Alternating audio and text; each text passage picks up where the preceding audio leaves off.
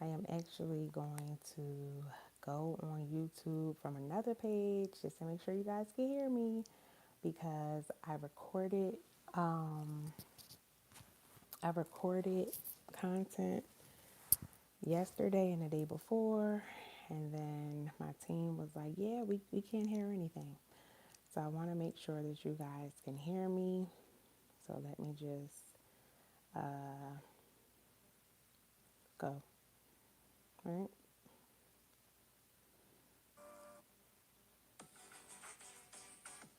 Sorry, guys.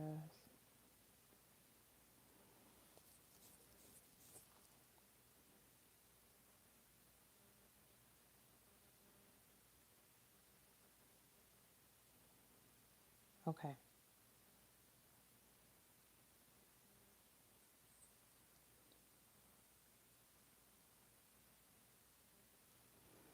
All right. All right. All right. So we should be able to hear this. All right. So, hey guys, how are you? How are you? How are you? Welcome, welcome, welcome to, well, technically, this video is day 2 of 30 Days of Joy. All right. So, if you're new around here, my name is Joy Maxwell. I'm the retired school teacher that left the classroom 10 years ago, stepped out on faith, and created my own entrepreneurial journey. Although I am no longer in the classroom, class is always in session.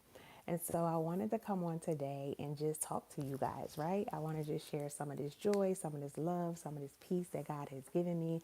I want to share it with the world, especially business owners. Not just business owners, but especially business owners.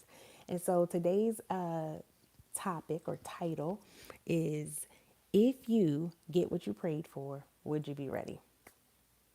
If you get what you prayed for, would you be ready?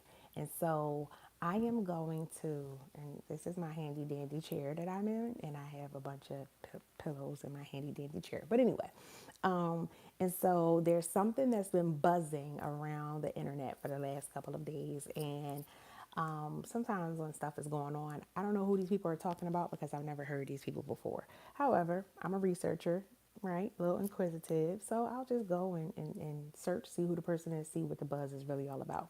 And so a particular incident that happened this week was with a food critic named Keith Lee. And Keith Lee went to Atlanta, Georgia to, taste some of this wonderful food we hear about in Atlanta. However, he didn't have some of the best experiences. Now, some of the places that he experienced, he did not get to actually taste the food because there were things that transpired beforehand that just didn't allow him to have the food, right? So the first place that Keith Lee went to, and I'm not being like a gossip columnist or anything, like it's really a message behind this, but I just want to give you guys some background, all right? Okay, so the first place that he went to, it wasn't the first place, but one of the places he went to was called the Real Milk and Honey. Now, I've actually drove to Atlanta from Orlando to eat at the Real Milk and Honey. And let me tell you, I actually like their food. Their food is absolutely delicious. The day that I was there, the customer service was top tier. The young lady was very knowledgeable about the menu. She made great suggestions. She served us with a smile. We gave her an awesome tip. We had a phenomenal experience. However, Keith Lee went this weekend, last weekend. He tried to call ahead. They weren't able to. He tried to book a table. They couldn't. When they got there, his family was told, because he sends them in first, his family was told that they were actually closed for a deep cleaning, okay? So Keith Lee then went in, and I guess the people recognized him and was like, no, no, no, you could come and sit down. We got, get a plate, order something. We want to, serve you. And he's like, no, I want, although I am a food critic and I'm pretty well known, I want the same customer service experience that everyone else gets. I want to be treated like everyone else gets treated. If everyone else gets treated top tier, then I'm okay with being treated top tier. But if you're not doing that, and that's the culture of your business, then I don't appreciate that, right? And so they were like, no, no, no, come sit down, come sit down. And so he left. He did say he went online and some of their rules were, a little different, but he never got to critique the actual food because he wasn't served, all right? Fast forward, this is the part that I really want to point out to you guys. The owner posted a video, and I guess it was like a, a skit, right? And so the one young lady says, "Did you see this review about the real milk and honey?" And she says, "By Keith Lee." And he says, "Who's Keith Lee?" And then the other young lady says, "You don't know who Keith Lee is?" And he was like, "No," as if to say, "No, I don't. Who is he? He doesn't matter." And so the way the video was perceived was just like it was shown. Although the description or the caption said a different tone. It was kind of like, "Oh, thanks for stopping past. Sorry, blah blah blah. You know, it happens. We do our best, blah blah blah blah." Either way, you see this. It was a missed opportunity by the business owner. And I'll tell you why at the end of the video. So if you're a business owner, you've had bad customer service, you've had bad reviews on social media, I'm going to teach you something, okay? Now, there are two other restaurants that really wow, highlighted me when I heard about this story. The second restaurant he was able to go to was a place called the Dining Experience in Atlanta, Georgia. From my understanding, it's new. It used to be like a donut place, and now it's a restaurant. I believe they're only open on Thursday, Friday, and Saturday, or Friday, Saturday, and Sunday, but they're not open, 7 days a week. They're only open on the weekends. So this place reached out to Keith Lee, said, "Hey," and I'm just going to put both of these in because I don't want to be getting any extra feedback from my sound. And so the person said, "Hey, we understand that you're in town. We're a new business. We would love for you to come past and give us a review, give us your honest opinion. We've kind of been failing. We've not been, doing well. And we want some help." And so Keith Lee said, usually when he hears that a restaurant is not doing well yet or they don't have a good turnout, it could be the food quality, the customer service, or the lack of marketing. And so Keith Lee decided to go to this restaurant, but he called ahead and he was able to order. His family went and picked the food up, and he actually started eating. I think he started eating the food in the car. Make a long story short, they wound up going into the restaurant. They sat down. They said it was completely empty. Nobody in the parking lot. Nobody in the restaurant. I mean, it was like a ghost town, right? And usually when I go to a restaurant and I see that it's empty, I'm like, wait, should we eat here? Maybe we know something, especially if I'm out of town. I'm like, maybe they know something that we don't know. Maybe we shouldn't eat here, right? And so Keith Lee said the customer service was really nice. The ambiance was really nice. He sat down and he ate. He sits down, he eats his food. He's like, the food is delicious. Everybody, the family is like, "Oh yeah, this was good." He tips the waiter. He, tells them he wishes them well. The owner comes over and says, "Wow, like this is a really large tip. I think it was like $1,000. Shout out to Smoothie King. My name is Joy Maxwell, and one day I will own a Smoothie King. That's a totally different video, but okay. So they go into the restaurant. He leaves the tip. He then calls the server outside because he was so pleased with his services, and he tips him an additional $1,000. People in the comments started to say, "Oh my goodness, Keith Lee, you just don't understand. This weekend, we tried to go eat there because you gave us your honest opinion." Now this is the part that I like. These restaurants are not paying him to come and do a review. This is this man paying his earnest, hard working money to eat at these restaurants and to leave his honest opinion, right? These are his opinions. And so the people in the comments were like, "Oh my goodness, Keith Lee, you just don't understand. We went there, tried to support this weekend. The line was right around the corner. It was out the door. It was overwhelming. Oh my goodness, good job. Kudos to you. God bless you. You don't have to do that. You did. You shouted these people out." I love it. I love it, right? So fast forward to the third restaurant I want to talk about, and then I'm gonna try to sum it all up. So the third restaurant reaches out to Keith Lee. "Hey, we understand you're in town. We have phenomenal food. We want you to give us a rating. We're this, we're that, we're that, we're that, we're that, we're that. Please, please, please, please, please." I think he said he got like 6 emails from the guy, right? He got a lot of emails from this person. And so the particular restaurant was called Old Lady Gang, which is owned by famous celebrity Candy Burris in Atlanta. And so he goes to the restaurant. He sends his family in first, like he always does. And he says, "Hey, we would like a table." And the family is told that there is I think it was either an hour and a half or a 2 hour wait. And so they tried to call also, and I think they were told the same thing. So for some reason, Keith Lee gets out the car, Because I guess, now this is the part I don't get. Not that I don't get, it's not my job to get it. I don't know if he's just letting them know he was there when he gets out the car finally, or if he just wants to maybe talk to somebody. I don't know. But he gets out the car, he goes to the restaurant, they see it's him, and they're like, oh my goodness, hey, let us get you seated. And he's like, wait. I don't know if other people have been waiting in line. I don't know if you have people on your list, but we came in, my family came in, and you guys told them it was a 2 hour wait. And I don't want to be treated any different because you think I have a lot of followers, or you think because I'm a celebrity, I want to be treated like the common person walking off the street. I want to know, do you have a table available? What's the wait? And the lady was like, 5 minutes. 5 minutes. And so, because I perceive that Keith Lee is a person of integrity when it comes to being treated equally, he told her, how long has the wait been all day? And I think she said about 45 minutes to an hour and a half. And he's like, so now I'm here. You just want to let me in. And he said, you know what? We've changed our mind. And he left. He did not eat there. Now, I thought it very interesting that you have three type of business owners here, right? You have the one that I perceive that they kind of thought they were above this situation. Like, what? Who is this man? You have the one that's been hoping, wishing, praying, and that's ready. They ready to serve. They ready to show up. They diligent.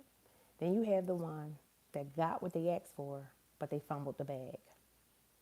And so my question to you today is, if you get what you got, if you get what you asked for today, would you be ready? And so I want to do this as a business owner edition. Now, I come from a family that has owned several businesses. My grandfather, whose name was Boss Cameron, is from Lake City, South Carolina. At this present moment, half of my family lives on Boss Road, which was named after my grandmother's father. So this is my great grandfather, Boss Cameron. My great grandfather and great grandmother owned businesses. My father and my mother owned businesses. I too am a business owner. Customer service is the thing, the thing that will make or break a business. How your clientele perceives you, how you perceive them, how you speak to them, how you treat them. Whether they look like they got the bestest of the bestest, or they look like they got the worst of the worst. How you treat them matters. So if you are a business owner and you've been saying, I really want to start a business, I really want to open a business, I really want to do a business, you have the opportunity to do the business, you get all the resources to do the business, you put all the hard work in to get the business, and then you treat the customers like crap, you're going to have a problem. You're going to have a problem. You have to make sure that as you are building, you are leading along the way. So you have to remember, leaders beget leaders. So if I'm a leader, I'm positioning myself as a leader. I'm telling my team, this is my expectation. This is what I believe all of our expectations should be. Should be our delivery. This is what I want to see. All right. As a business owner, you can never get too far from your business that you don't know what the daily process or daily servitude looks like. What do I mean by that? Oftentimes, people who are business owners step away from their businesses for different reasons. And unless you place somebody as your number two, your second person, your second eyes, your second ears, your manager, your director, your overseer, you have to know what's going on inside your business. You have to. If you create a company culture and a company standard that says this is how we do business, this is how we handle customers, this is how we handle complaints. I mean, like, send in secret shoppers if you have to. Get somebody to call your business, get somebody to show in, because you should not be surprised if a complete stranger comes into your business and then reports what their experience was. It should not surprise you. You should not be like, they did what? They told you what? They said what? No, that's not our policy. No, that's not our standard. Because let me tell you something. People are only comfortable enough to do what you have allowed them to get away with doing. I'll say that again. People are only comfortable enough to do what you have allowed them to get away with doing. So if this is not a scheduled closing, it wasn't on our books, it wasn't on our calendar, we didn't notify them on our website. When y'all get tired or when y'all get ready to go home or you feel like you don't feel like dealing with the people the rest of the day, y'all just decide to close an hour early. If that's not properly communicated or if the owners don't know that this is going on, that's a problem.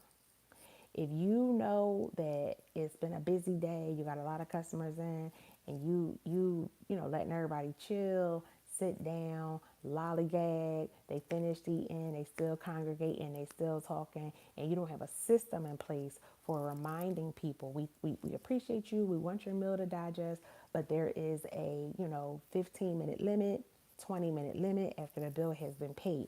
If you don't have these policies and practices in place, people will come to your business and do whatever you allow them to do. They'll do whatever you allow them to do. Now, listen, I know that I'm no Candy Burris. Now, wait, I can sing though. Let me just say that I can sing. But I know I'm not, Candy Burris. I know I'm not in you guys' shoes. I know I don't own the real milk and honey. I know all of that. However, your girl know a little something about business. I know a little bit something about customer service. And I know a little something about keeping people satisfied and working diligently with people. Um, will these restaurants survive? They absolutely will. Will they recover? They absolutely will. People love the real milk and honey. People love the old lady gang. But was this a learning experience for them? That's the part. I think it was definitely a learning experience. I think it definitely was a pause, humble yourself, learn, and keep going experience. I don't think that either one of these experiences should be anything that's just quickly swept under the rug, because the other thing is once something is pointed out, clientele usually chime in. They got something to say, they got something to add to it. They want to share their experience. They want to share whether it was good or bad, negative or positive. And of course, the young man Keith Lee has reiterated that he's not here for drama. He's not here for strife. He's not here for people to be upset or to be threatening people or harassing people or anything like that. It's just his personal, honest opinions. And so you want to make sure that you always, and now I know we're not perfect, okay? I get that. We're not perfect. People are going to have bad days. Humans are still going to be humans. And so you're going to have times where maybe you're just off for that day. But the way you respond, the way you recover makes a lot of sense, okay? So you want to make sure that you are always being humble. You want to make sure that you are always recovering well, that you're listening to people who have wisdom, right? You want to listen to somebody. You don't want to be a business owner just out here thinking, I know it all, I've seen it all, I can do it all, and I don't need to hear from nobody else. I don't need to even hear who you are. Who are you? You're not important. You really want to stay in a humble place before God. You know what I mean? Stay in a humble place before God, but take each encounter as a lesson. Each encounter as a lesson. All right. So what I ultimately want to just say is, when you get what you ask for, be ready for it. Be prepared for it. And I went live the other day on Instagram and I asked these same questions.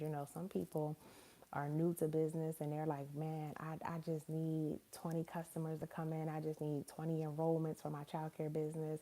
I just need, 5 dedicated customers to get their hair done every week. You're saying all this stuff you need, but you don't have shampoo. You don't have no conditioner. You don't have no tables and chairs for the kids. You don't have the bank account properly set up. You don't even have the business structure properly set up. You don't have change. If you take cash, you don't have change. I remember I was younger and I used to do these street festivals where I used to sell stuff like clothes, jewelry. My first business was actually a boutique. And I remember I went to this event and I had the bags, I had the clothes, I had everything really cute. And we get to the event and the first person pulls the money out to pay me. I didn't have no change. And back then there was no Cash App. We talking about 1995, 1998. There was no Cash App. I didn't have any change. I wasn't prepared for the sale. I wasn't prepared. And so I had to quickly go ask a family member for some change. I had to quickly go to the Mac machine, get $50 out, and then go to the Poppy store next door, get change, and then walk back over to the festival to see if the person was still there. And I don't remember, but if it was me, I probably would have walked off. I probably would have been like, this girl ain't had no change. She ain't bring back my change yet. But that was just a learning experience to always make sure that you're prepared for what you're asking for, what you're seeking. Like um, I made every plan to go out there to that event. I paid for the table. I put it on my social media to tell people that I was going to be out there. I bought products at wholesale to resell, retail. Yet I had no change. I had no money. I had no receipts. I had nothing to do transactions. And so yeah, that's pretty much my point. I mean, like I said, I've watched this young man's videos over the last couple of days. I'm impressed by him about what he does. I love also his journey of growth. He interestingly was doing his first couple of videos from a Paw Patrol chair. I thought that was so cute because my daughters, I just took them to see Paw Patrol the other day. And, here he is, Pow Patrol, I cannot talk today, chair, just doing honest reviews on food that he ordered. And here he is now, a respected individual in the food industry community that people want to know what his honest opinion is about their food. And so all I'm saying is when what you've been asking for, what you've been wanting comes, be ready for it. Be prepared for it. Do the paperwork. Take care of the legality of it. Take care of your marketing. If you are a new business and you don't know how to market, I will tell you this. I went from a home business to a commercial property to another commercial property to another commercial property to another commercial property, all in another state. And what I will say is we have tried every type of marketing. We've done organic marketing. We've done just word of mouth. We've done social media ads. We've done Facebook. We've done Instagram. We've done paid ads on social media platforms. We've done direct mailing. We've done it all. We've done guerrilla marketing, boots on the ground marketing. Like, hey, we showing up in your face. We letting you know we the best thing that's happened to childcare since sliced bread. We've done it all. And so marketing is also a thing that will make or break a business. And so I'll be talking the rest of the month about different things that I just want to encourage you guys about. And so if you are a person who needs some help with visibility, you need some help with marketing, you need some help with kind of like showing up, send us a message. Send us a message. Our agency would love to speak with you, talk to you, just give you some pointers, some tips, and maybe you say from the conversation, well, I don't know, Coach Joy, if I'm ready for that or if you're the one for me. And hey, that's totally fine. However, we know some things. I'll say that. We know some things. So, you guys have an awesome day on purpose. Love you. Class is dismissed.